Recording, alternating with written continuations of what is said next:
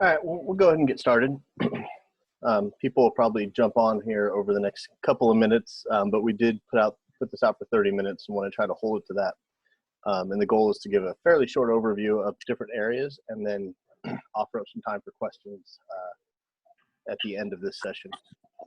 So for those that don't know me, my name is Dan Cataldi. I'm the executive director, and just want to thank everybody for joining us. The purpose of this call was to invite essentially all of our club leadership from across the state, from all of the clubs, onto just one quick call to kind of give an update and an overview, provide access to us in an environment. I am recording the call, so this will be posted to our website, so those clubs that couldn't join us are able to view it once we get that up.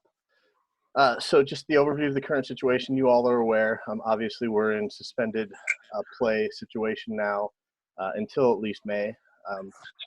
We're using guidance from both our governing bodies, U.S. Soccer and USU Soccer, as well as kind of our state conditions as we look at it, listening to the governor's press conferences, looking at our school situation, understanding that with schools closed, it's not a good optic to have kids back getting together in groups to play soccer. So monitoring all of those things, which to this point has gotten us through at least the end of April before we'll return to play. We're going to continue to look at those with updated decisions. We know USU Soccer will be coming out with updated guidance next on the 15th, which I think is next Wednesday.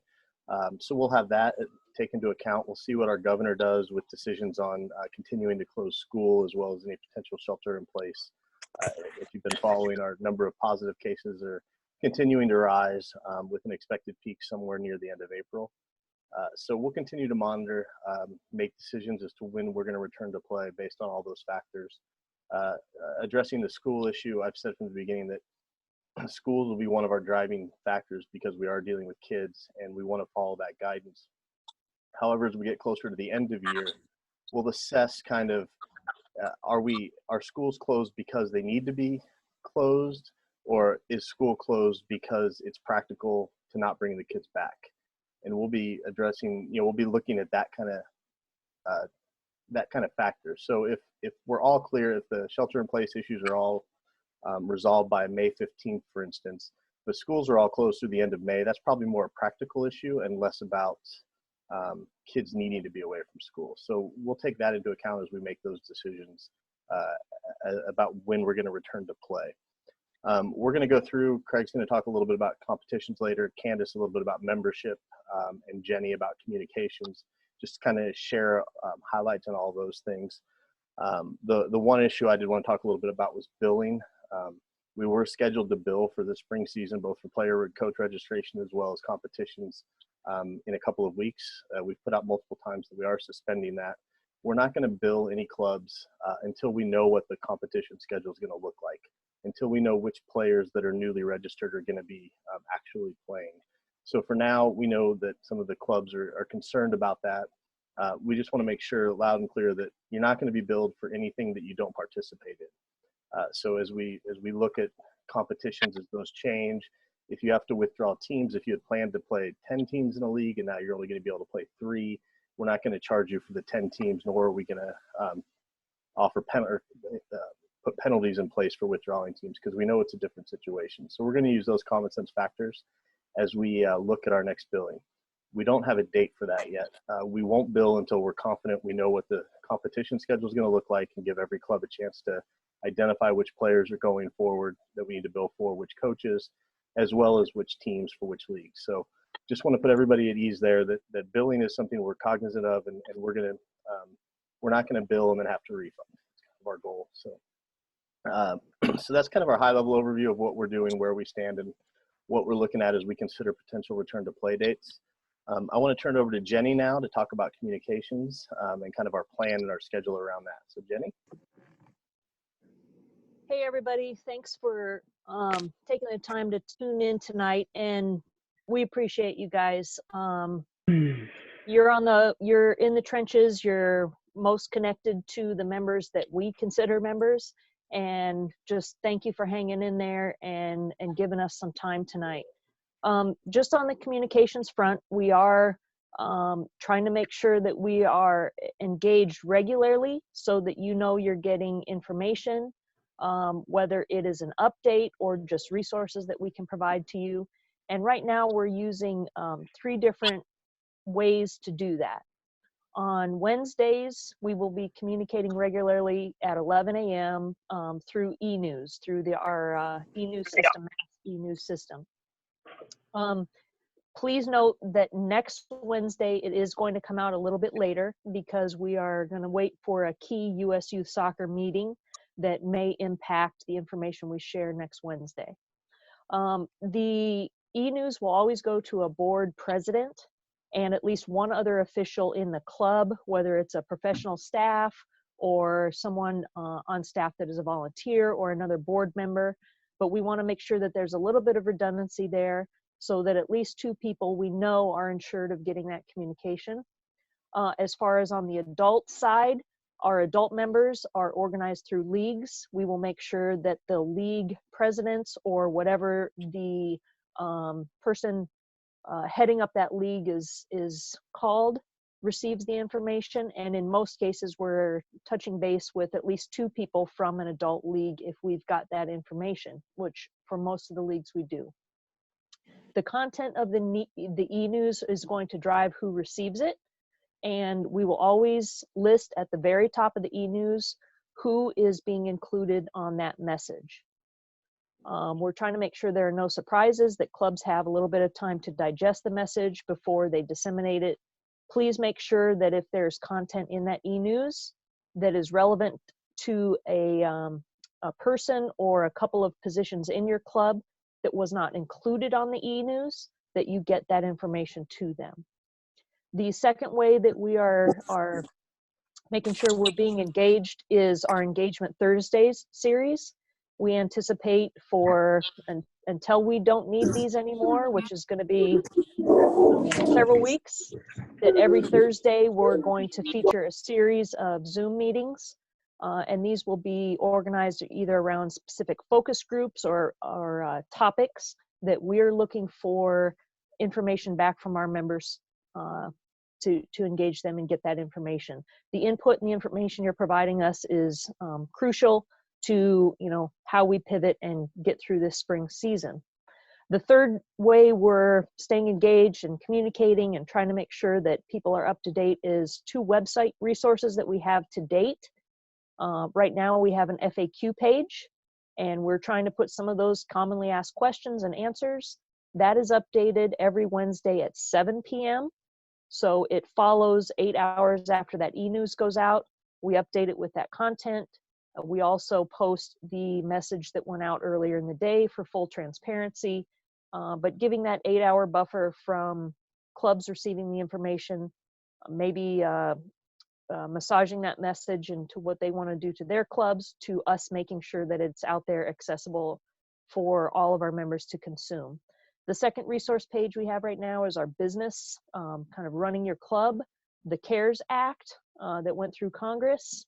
It does have implications for nonprofits and for other businesses. So we wanted to make sure that we were putting resources out there that you can see if they're relevant to your organization. In many cases, the club is a business, and so that's out there for you.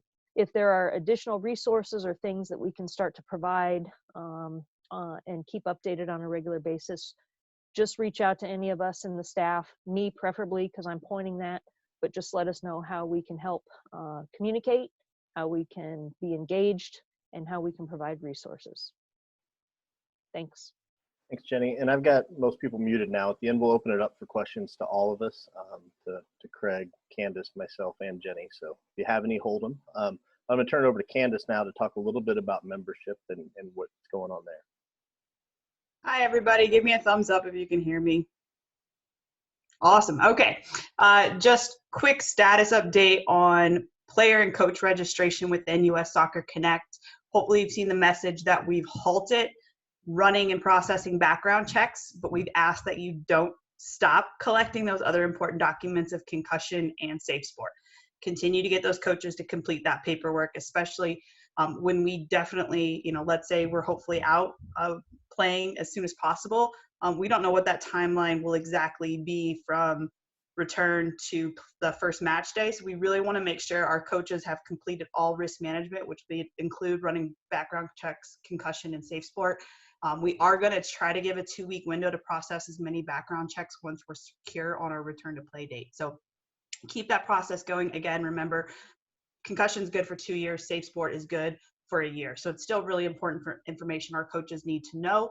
In regards to players, same deal. Make sure you're getting those photos in, you're verifying proof of age, because we want to get approved rosters for spring or as close to approved as possible so we're ready to go the moment we get the green light.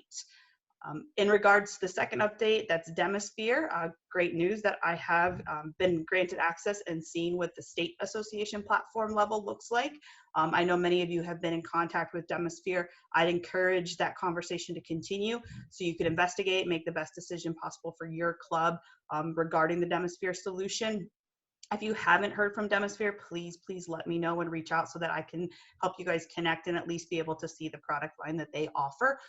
I do know there will be more trainings released at the end of this week and early next week to the club contacts. So they have had a tryout webinar and they have a few more coming up on setting up registrations, because I know a lot of registrars are sitting and wondering what could they do in some of this time, which includes getting fall up and running maybe a little bit earlier or right on time based off some of the extra time they may have right now. So really just continue on making sure that we've got as close to approved rosters as possible, and check in with me if you haven't heard from Demisphere or have any questions regarding that transition that still is intended and a go for fall 2020. All right, stay safe. Thanks, Candace, and we'll come back to any questions to her later as well. Finally, I want to give Craig a couple of minutes to talk about competitions and what we're looking at, this year from an Iowa standpoint. And I should have mentioned at the beginning of the call, it was one of the notes I skipped over, on kind of where we stand now. That USU Soccer, well, they have a return to play date set currently for May 1. They have canceled all of their summer programming regarding regionals and national championship series for both President's Cup and the national championships. So that type of competition is off for the summer, but there's still some other things going on. So Craig, I'll turn it over to you. Sounds good. Thank you, Dan. Can you guys hear me? Thumbs up. Perfect. All right. So first off, thanks everyone for taking a little time to call in again. I know a lot of us have been on a lot of virtual calls, and this is another one, but I think there's a lot of good information. So we're happy to share it with you. Currently, our return to play plan is May 1st. The players can get back in their club environment, and we wanted to offer a buffer zone of at least 5 days between the club's return, or the players returning to the clubs and then eventually returning to competition.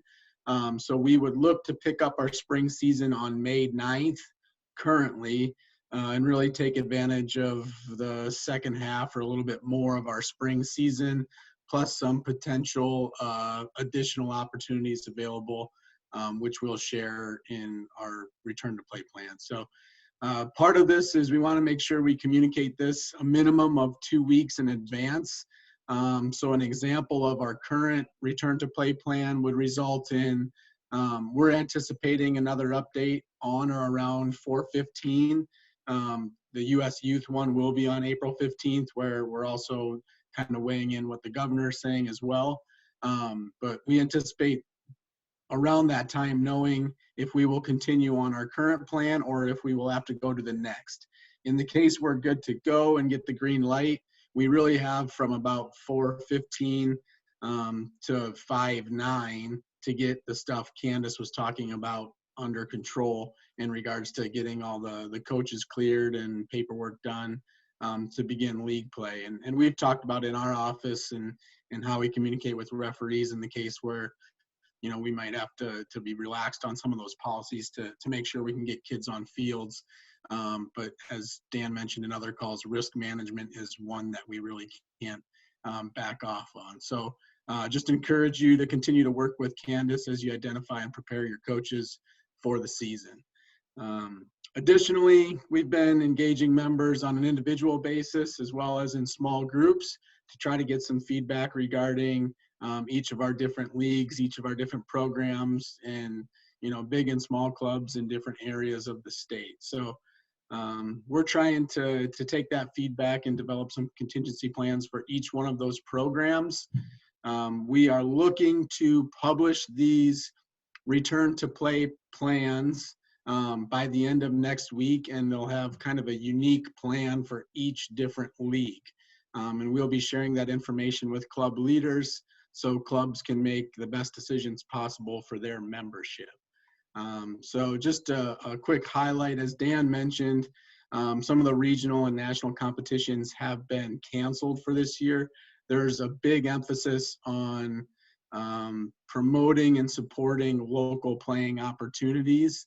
And as we begin to flush out more what these return to play plans look like, they will really be local playing opportunities as much as possible. So we're going to include those in the calendar of events for each one of these return to play plans.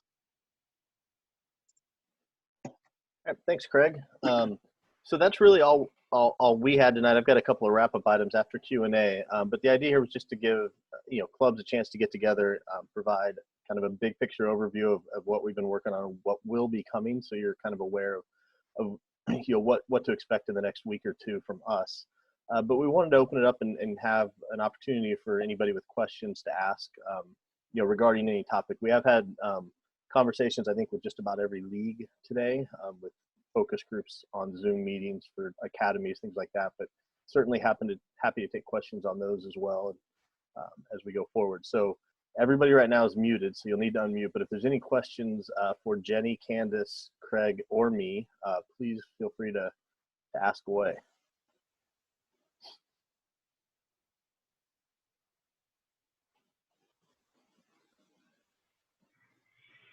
Hey, Dan, this is Matt Trenton from Soccer West. Yeah. So I know you're going to say, you don't know yet, and April 15th, you're going to learn a lot more. Would you be able to share the potential scenarios you're thinking about, just because it might help us?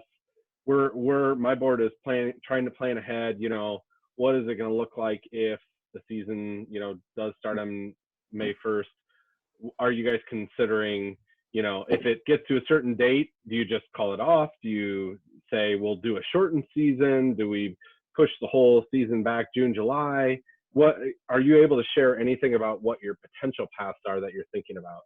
Yeah, I would say, a lot of that we had a lot of conversations today with different members of different leagues to kind of flesh out some of the plans that we've put together. We have a lot of that drawn up.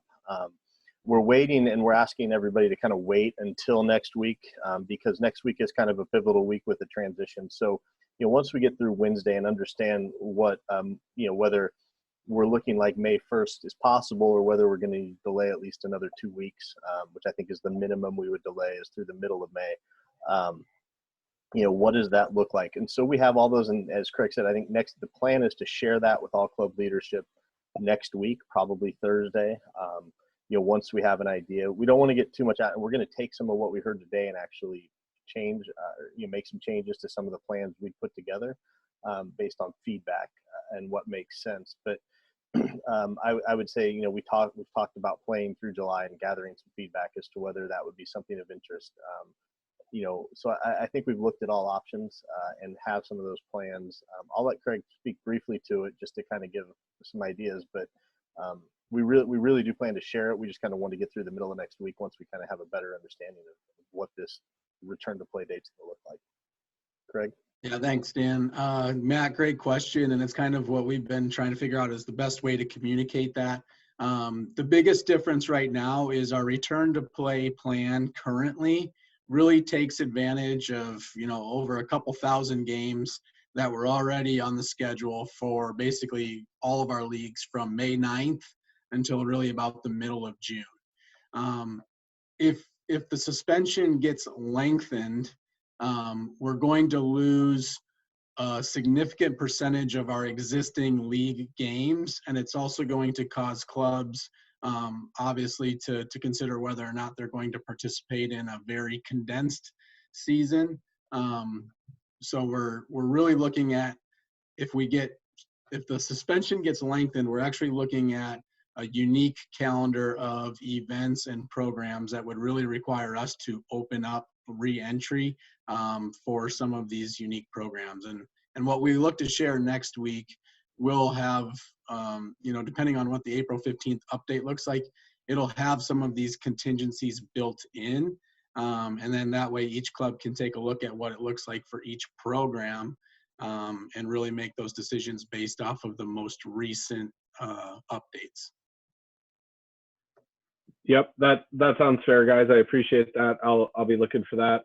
I'm hopeful that when you send that out, that you'll also send out information about if select tryout dates, if you're thinking about moving those around at all. That would really help, so we can, help inform kids and uniform partners and et cetera, et cetera. Yeah, that is, tryout dates are part of the plans as those, to open up more play dates. It is part of our contingency plans to shift the dates of tryouts to allow us to get more weekends, both for events or for league games. So certainly part of the conversation. All those dates, again, we have we're just holding them for right now. And again, we took them to several focus groups today. I think this is our 5th or 6th Zoom call today with different people. So we've been getting feedback to tweak all of those, but certainly tryout dates are a consideration. Thank you. Any other questions from anyone?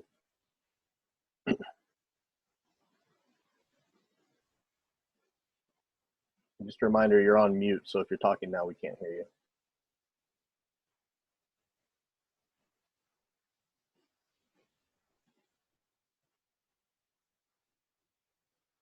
All right, well, I'm not hearing any, so I just want to close with a couple of quick things. One, a big thanks for everyone for taking some time on Thursday night. We did this as an evening because we wanted to engage.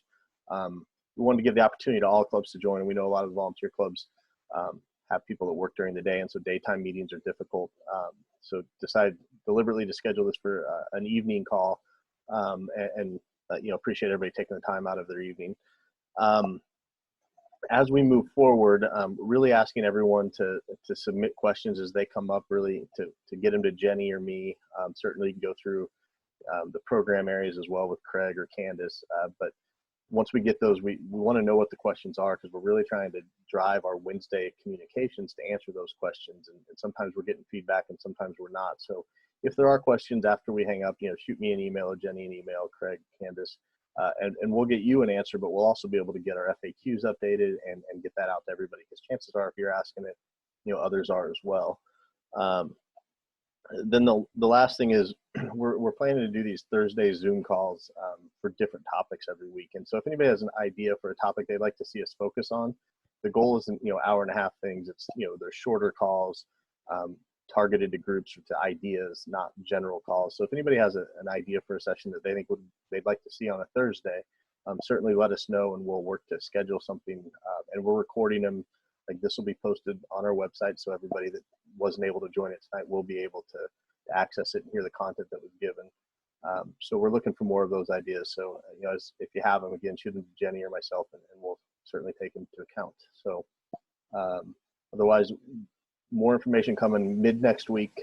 We may schedule another call for all club leadership, depending on what kind of content we have next week.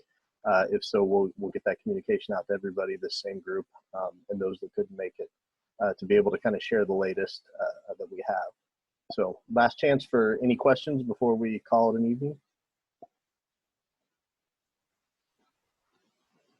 All right, well, thank you everyone. Really appreciate you taking the time, and we look forward to hopefully getting some good news out next week and some ability for you clubs to kind of take it back to your members and put something in place to get the kids back on the field. Thanks. Thank you, guys, girls.